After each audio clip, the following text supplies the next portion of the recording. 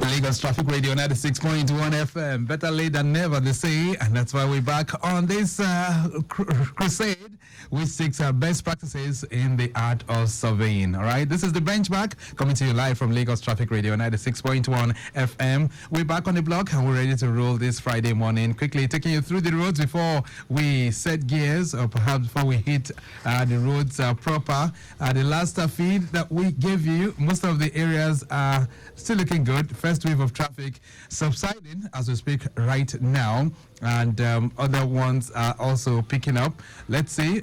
We did tell you that around the national, that's that particular corridor, we had a broken down vehicle there before, and that was an LT bus at Ikeja along inwards national. That has been taken off, and so traffic should be subsiding within that particular corridor right now. Maryland vehicular movement from Idiroko proceeding towards Maryland intersection slow. This is due to high influx coupled with Northwest filling station, I understand, dispensing fuel, though a lane is being maintained, but traffic managers are on ground doing the needful within that particular corridor. So that's what you have around the Maryland end.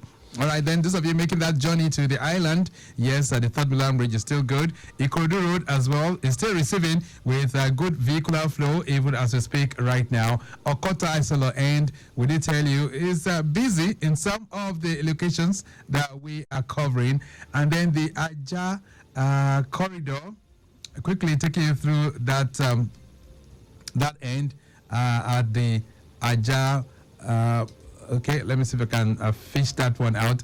Okay, but the Aja end, apart from alternating points, you do not really have any major worries driving through that corridor. But we'll be serving you more helpings as they come in from time to time. The benchmark on Lagos Traffic Radio 96.1 FM. This is the 5th month of this campaign, and the Association of Private Practicing Surveyors of Nigeria, Lagos State Branch, is very, very keen at ensuring that people have the best practices as it relates to the art of surveying, and that is why they are having this constant dialogue every Fridays from 10:15 through 11 o'clock. So today, we're going to be continuing the dialogue on flood management and control, the role of the surveyors. And joining me in the studios, Surveyor Agwu Ogonna Roberts, MNIS. He's the Publicity Secretary of the Association of Private Practicing Surveyors of Nigeria, Lagos State Branch. Surveyor Agwu Roberts, nice to have you back. Good morning. Good morning, sir. Last week you were away. Yes, I was. I had to make a journey to the eastern part of Nigeria. And how was it, by the way? Yeah, it was fine. Okay. And I'm sure that you were traveling on the roads, you were surveying too. Well, yes, I had some survey jobs to do back there, so it's part of it. So I work everywhere. Okay, so for those kind of trips and those kind of journeys, because we do say that surveying is the bedrock of all forms of development, and every meaningful development must start with the surveyor. So as you're driving along those roads, were you thinking, okay, this road, was it properly surveyed before it was constructed? Yes, I had a conversation with, I think it was my brother on one of the journeys we made, and the road was so windy, you know, so many curves here and there, and he raised that concern, you know, and yes, I think on that particular road, I would say the input of surveyors wasn't maximized. Okay. You know, wasn't maximized. We've seen instances where roads were, you know, positioned, road alignments were positioned without surveyors making maximum input, and then you just have some of those errors coming up here and there. So if the surveyor was properly to be incorporated into that job, would it have made any difference on the winding nature of that road? Yes, it could. Very, very definitely. Yes. So the surveyor could have said, no, let's still go ahead before it bends. Yes. The curve. The surveyor would adequately advise, because some of the times, if you decide to take a stretch on a straight alignment, you will end up spending less in terms of cut and fills as against having to just go through all those curves.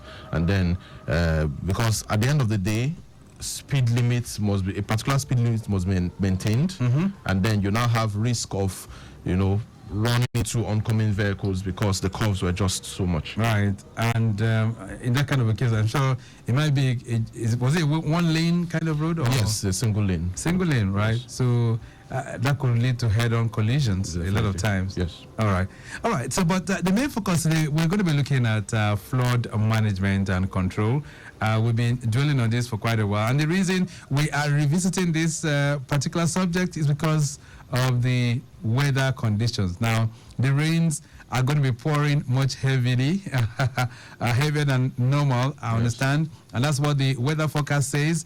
The Nigerian Meteorological Agency has also indicated that 30 out of 36 states are going to be flooded, are likely going to be flooded. Wow, that's a huge figure, virtually all the states. And we're saying that there's certain things we can put in place. Now, the rain that fell which day brought a whole lot of storm, even neighboring Ogun State, so many communities were flash flooded, poles were brought down, and all of that. So, Agwu, but could all of this, could it have been averted? Well, to an extent, yes.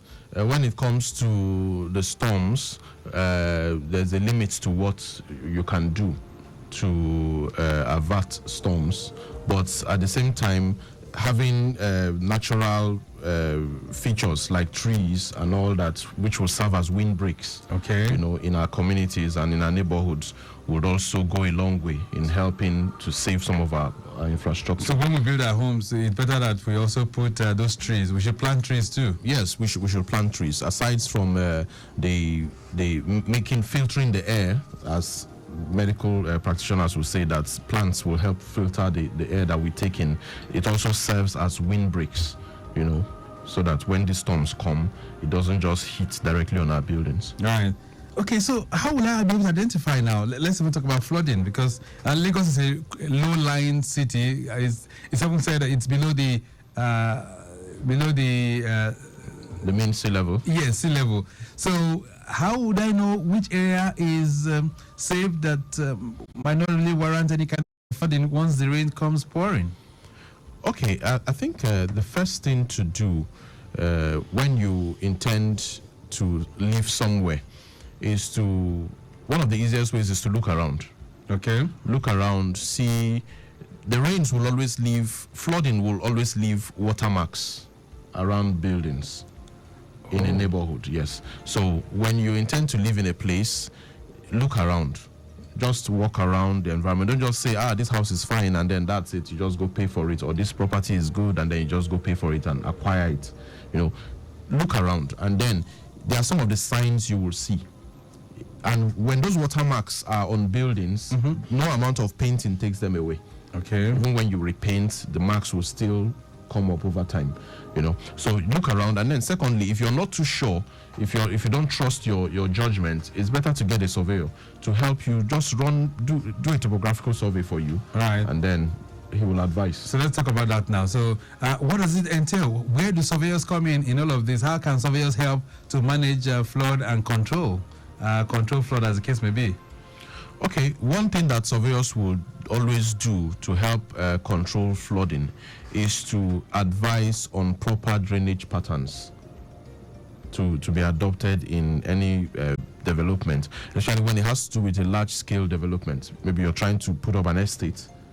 A surveyor's job will include, aside doing your perimeter survey and then helping you to ascertain status of the land, one thing the surveyor will do for you is to determine the drainage pattern of that particular site. He will help advise on the nearest points to help drain off water from your site. Okay. Yes, and then he will also advise you on the particular level to raise your structure too. Okay. So at least the expertise of a surveyor, while giving you that kind of survey plan, will be able to let you know the levels that you should raise your floor, and be able to give you proper advice on what to do at every point in time. Let's talk about the bigger picture now.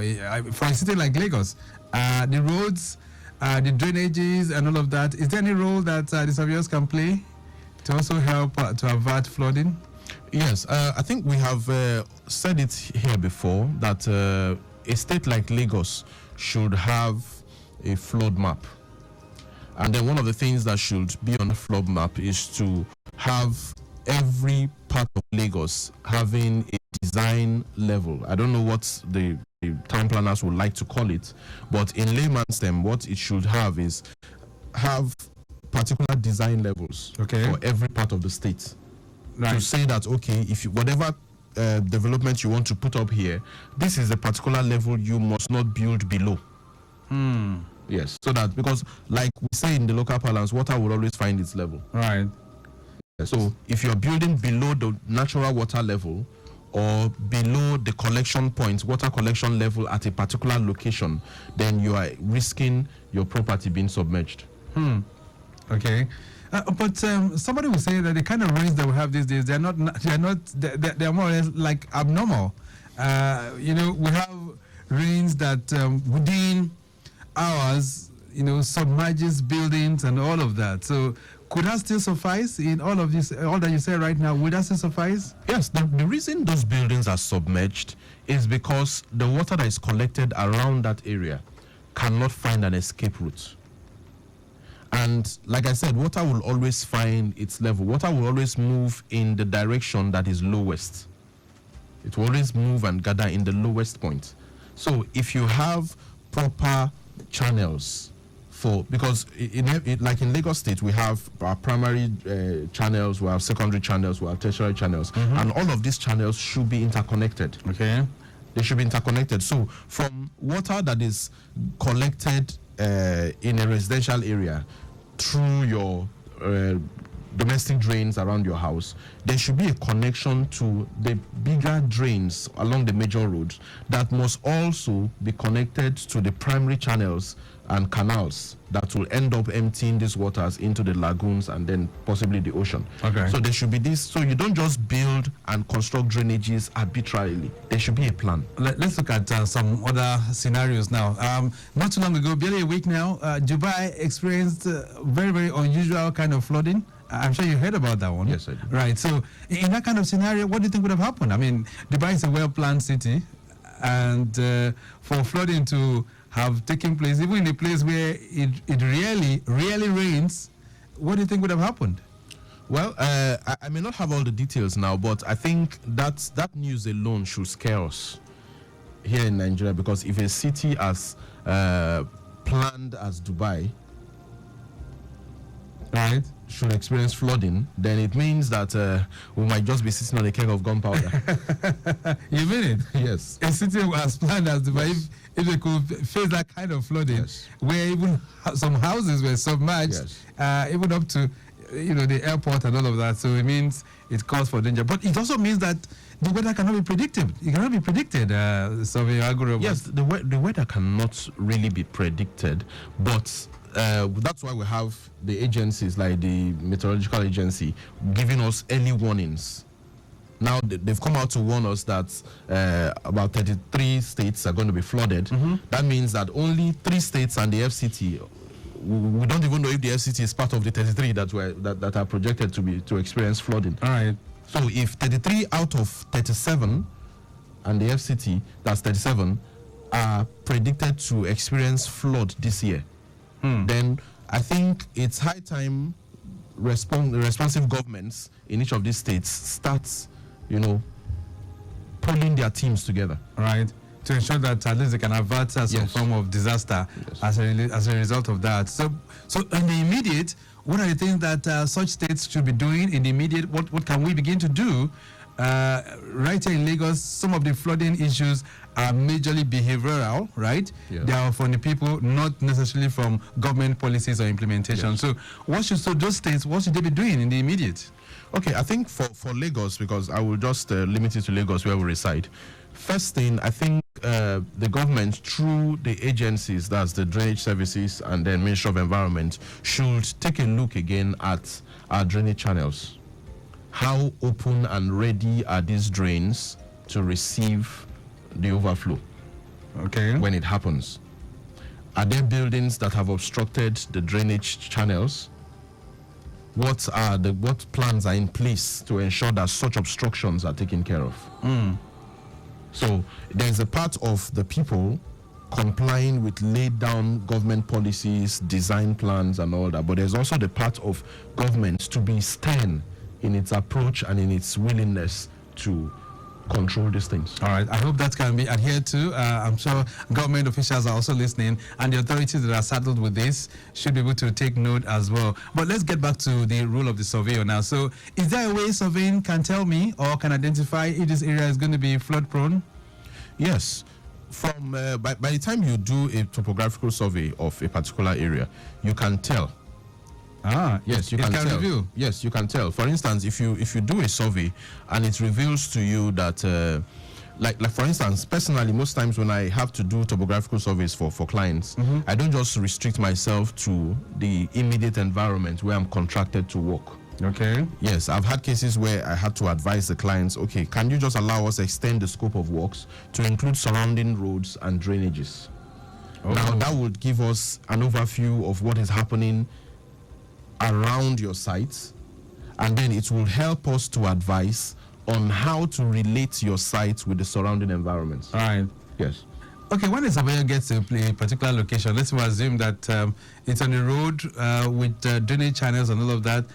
How do you know what has been done there, the surveyed work that has been done there? How do you get to catch up with, okay, this is the real information about this particular place? Okay, you mean by the time you get to a site and then yes. you have a job to do on a particular site? Yes. That is built up already? Yes. Yes, okay, one of the things to do is, like I said earlier, you don't just restrict your scope of works to your site, your primary location of interest. You must also extend your works to see how the surrounding developments impact on your own site of interest. Yes, so by the time you do that, you extend your work to, okay, let's see 2-3 buildings away from the building I'm supposed to work on. Right. How, what's what's the relationship between these sites? It will give you an idea of what is happening there, and then you'll be better equipped to advise your clients. All right, you mentioned different kinds of surveys that can be carried out, and one of them is a topographic survey, right? Yes. So what does a topographic survey, what does it do? What does it show us? Okay, a topographical survey would give you a clear picture of the features that exist on that site, and the primary features are the heights, very importantly the heights. Okay. At various locations. Yes, so unlike the cadastral survey, that the regular cadastral survey that just gives you the X and Y, that's the eastings and nothings, to define a point, a topographical survey will include either the feature heights and the ground heights, depending on the intended use for that plan, but it will show you the height of that particular point. Right. Now, this is specifically for specialists like you who will know that. But for the layman, is he supposed to be worried? Is he supposed to be concerned about that? Well, he should be concerned, because you don't, when you're putting up an investment with your hard-earned money, you should be concerned about what happens to your investment. Yes, you should be concerned. All right. Lagos Traffic Radio 96.1 FM. The Benchmark is a program, and Surveyor Agwu Ogonna is our guest. He is the Publicity Secretary of the Association of Private Practicing Surveyors of Nigeria, Lagos State Branch. And we're looking at flood control and management and infusing it with the role that surveyors can play in all of that. He said so many things on what we should be doing now that it has been forecast that we're likely going to be having so much rain in the year 2024. 33 states are likely going to be affected in terms of flooding, and that means a whole lot. Now, the volume of rain that we'll have this year is likely going to be more than usual. So that's why we're saying let's do this. Let's talk about the citizens now and the roles that they can play. Behavior modification, like I said, is one thing. So how can citizens join to ensure that Lagos, for instance, will not be flooded by the time it starts raining? Okay, I think one of the ways the residents of Lagos would help whatever policies the government is putting in place is to, one, ensure that your drains are clean. Ensure that your surrounding drains are clean. and free from every obstruction. Ensure that you dispose your waste properly, because one of the challenges we have in Lagos State is waste disposal. Yes, where we have the waterproof packs everywhere, from every single thing is dispensed in waterproof polythene bags and all that. So having them disposed properly will go a long way to help. And then when you're building, also ensure that you're building properly. Okay. Build properly, build according to the pattern, build according to the design. Don't obstruct existing drain channels, don't obstruct right of ways of canals. Ensure that you respect the right of ways. The essence of the right of way is to allow for, especially along the canal channels, the drain channels, is to allow for overflow in case there's an overflow of water. Because once you build on the canal right of way and there's an overflow in discharge of water, or when there's a heavy discharge, water cannot be stopped. Even when you dam water, there are provisions for spillways, so that once the dam is about overflowing, you open the spillways to release water. So when you build along the channels, the drainage channels, what you have done is you are attempting to dam the water, and the water will always find its way moving in a different direction. So you have just succeeded in pushing the water into the wrong channel, not designed for it to follow. And when that happens, it will cause damage along the way. All right, then Lagos Traffic Radio 96.1 FM. What you have just described right now, is that what is experiencing, or what you're experiencing in your neighborhood? Do you see people who dispose their waste effectively, or perhaps those that are channeling their waste too? Is that what you see? You can share your thoughts with us on the program this morning. 0809 912 0777.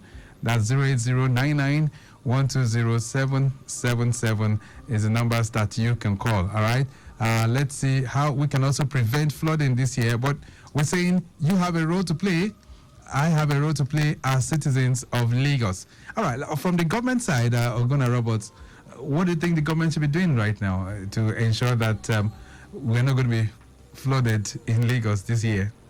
Okay, so we should. I would advise that the government shouldn't just be reactive. They should be objective in their approach. We shouldn't just wait until the floods start happening before we start looking out for ways to manage the outcome. So, like I said earlier, we should look again at these drainage channels. Okay. Are there existing obstructions? I know that something started in that direction last year. The number of demolitions were marked. A lot of buildings were marked for demolition. I don't know how far that has that is still ongoing. Yeah, I think the Minister of the Environment and Water Resources, they are very, very intense on that, and they are really still taking that up. There's a message here. It says, good morning, Traffic Radio. What long-term solutions are being considered to address flooding in Lagos? Tomiwa is sending that one in. I think you've talked about some of them. All right, let's take this call. Hello there. Hello, yeah, good morning. Good morning. Okay, this is Oye calling from Lagos Island. Nice to hear from you, Oye. Okay. I'm just listening to the program right now, and one of the things which I think government needs to do is to enforce this law on uncovered refuse bins. Uh-huh. If you go around a lot of places, you'll find out that their refuse bins are open, and a lot of them overspill onto the roads, into the gutters. And even when people don't intentionally go and throw their waste into the gutters, there is reason the fact that they overflow, and the lawman does not pick them on time, and then you get them running into the gutters, you will keep getting blocked drainage. Right. I think some few weeks or few months back, the government said every house must have a covered bin. Right. And I don't think that has been enforced. Okay. I think if they do that enforcement, and that will go a long way. The second thing is that we need to close our drains. A lot of drains are open. Uh-huh. And so it's so easy for people who are driving along the way, who don't pay for lawman, to just stop somewhere, put them into a nylon bag, and just throw it into the drain. So we need to get our drains covered. Thank you very much, and have a nice day. Thank you so much, Oye, for that one. I think the second point which you raised is something that we need to consider. Because I've always asked that question. Why is it that we still have uncovered drainages. I mean, if you have your drainages open, you're opening the room for people to go out there and throw waste into them. Yeah, I think, that's a government policy. I may not be in a position to comment on that, but I also know that the covered drains have their own disadvantages. Yes, because it's more difficult to detect when they are blocked and at what points they are blocked. Okay. Yes, because you don't know what people might be doing in front of their houses, and then, using the drains as disposal points, and then water will keep pushing this waste until it gets to a point where it is clogged. Yeah, but when you go to some advanced countries or some Western countries, you don't see open drains. Yes, but cultural behaviors of the people there, you can't compare to what we have. You travel abroad, you don't see people take drinks or eat and then throw things through the window. In Nigeria here, you find people. I'm always personally alarmed at how people, like, if you go into my car, any car I drive, you will always find empty bottles and trash inside. So what I do is, when I get home, I dispose properly. Everything. Not throwing them on the roads. Things. No. So if I'm taking a drink or water, once I'm done, I throw it to the back seat. And then when I get home, I dispose properly. So I'm alarmed when I see people, people who I feel should be learned and exposed, take drinks and then roll down their glass and then they throw it on the road. It's quite unfortunate, really. All right, this one says, good morning, Traffic Radio. What preventive measures can individuals take to reduce the risk of flooding in Lagos? You didn't put your name, by the way. I think Surveyor Roberts has also mentioned something in that line. Good morning, Mr. Terry. I commend Lagos Traffic Radio for giving us all these educative programs on radio. I would like to ask that what initiatives are in place to raise public awareness about flood risks, especially in rural areas in Lagos State. Yemi is sending that one in. So, do we have enough publicity, especially in rural areas? No, I think we don't have enough yet. That's why I think the state government should also come in and join in the advocacy. Now that the warnings have gone out, I expect that the Ministry of Environment, the Office of Drainage Services, and every other relevant government agencies, especially in Lagos State, should get to work. Right. Advocacy should be carried out in all the languages. Lagos is, like they say, a cultural melting pot. We have people from every tribe, every language. So advocacy should go beyond English language and Yoruba. It should be done in various languages, even to the rural areas, in churches, in markets, in mosques, in halls, everywhere where people gather. Advocacy should be carried out. Yeah. All right. This one says, is your organization working with other government agencies like LOMA to clear roads and drainage systems of waste, thereby allowing water to flow and prevent floods? This is Sheung sending this one. Sheung Ibrahim. Well, I don't know. Do you have that kind of synergy with LOMA? Well, we are not a government agency. We are just an association of professionals. Okay. So there's limits to what we can serve as advisory bodies. We can serve as, as advisory. We can play advisory role when we are called upon. Then part of what we're also doing is raising this awareness and this advocacy. We're not just here to talk about what the surveyors should do. Right. But we're also looking at other CSR. areas. Yes, other areas of involvement for. Right. Yeah. Which is good. This one says, good morning, Lagos Traffic Radio. What is the long-term effect of encroachment of the water bodies for residential purposes? Okay. You didn't put your name, by the way. I hope you're not talking about areas like Atlantic City. Okay, so is there any effect when one encroaches on the water bodies? Yes, there is.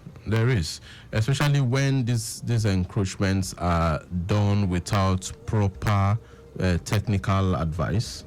When you don't seek adequate technical advice, what you just end up doing is you are pushing water backwards. And there's a limit to how you can push.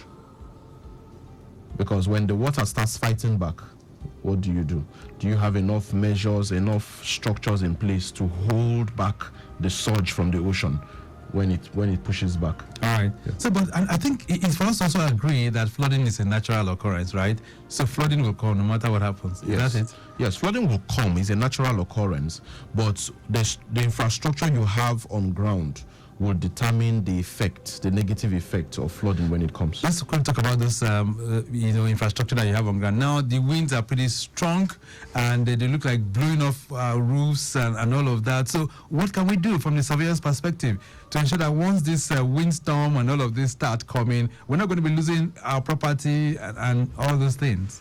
Well, one of the things I will advise is build right and build well. Okay. Get the experts when you're building. Don't just look at your neighbor's roof and say, I saw this roof, 10 houses away from mine, or I saw this roof in Ikeja, and then you want to transfer that same roof design to your house in Lekki.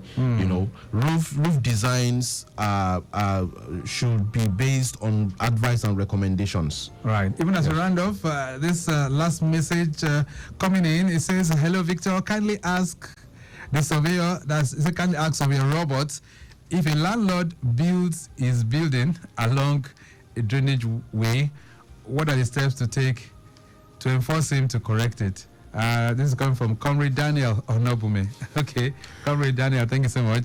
So if you have that kind of structure that is built along the drainage way, what should we do? Well, if you have called the attention of the landlord and he has refused, you are a resident. If you are a resident, I think the best thing to do is to escalate it to either your CDA and then the relevant government authorities. All right. Because when the disaster comes, you will be affected. That's very true. So we'll leave it at that for now. On the program this morning, Surveyor Agwu Robots? Yes, I will say, aside patronizing a registered surveyor for all your survey needs, also ensure that you patronize other professionals in the built environment: civil engineers, structural engineers, architects, quantity surveyors, and the likes. So one should make sure that your professionals are not quacks. Yes, ensure that you patronize a professional and not a quack. All right, for those who want to connect with the surveyors now, where are you guys located? Okay, we are located just behind the studio here on Asbifi Road. It's adjacent the Revenue House. That's former Elephant House. It's a green building with an inscription, Nigerian Institution of Surveyors, at the top of it. So we're on the first floor, Association of Private Practicing Surveyors of Nigeria. We'll leave it at that for now. It's nice having you in the building. Thank you so much for being here. Thank you, sir. Okay, so we've done our excursion, and this morning it's an advocacy on how we can really build right and live right and avoid flooding in the year 2024. So please endeavor to ensure that you dispose your waste properly. I always call Loma and not the cat pushers who will end up putting those things in our canals. All right, we have to go. The program has been produced by Mike James. I say a big thank you to Opayemi Shodunke of our social media unit. Our executive producer is Tayo Akonli. And of course, APPSN Lagos branch, we say a very big thank you to you for making this conversation possible. My name is Victor Terry. Have a splendid weekend. Bye.